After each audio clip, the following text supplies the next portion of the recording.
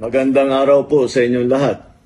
Kagaya ng aking nasabi nung nakaraang report ko, ay patuloy ang pagre-report ko sa taong bayan tungkol sa mga kaso at saka sa mga impormasyon na nakukuha natin tungkol sa mga flood control project na hindi maganda.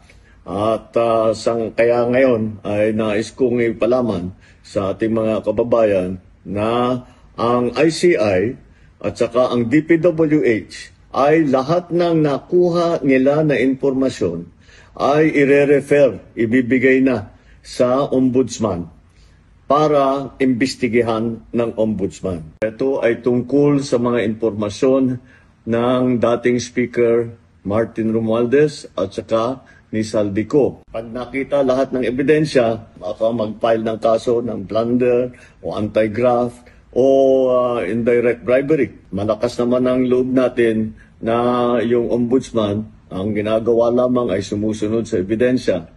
At kung saan tayo dinadala ng ebidensya, doon pupunta ang ating investigasyon. Maraming salamat po. Magandang araw po sa inyo lahat.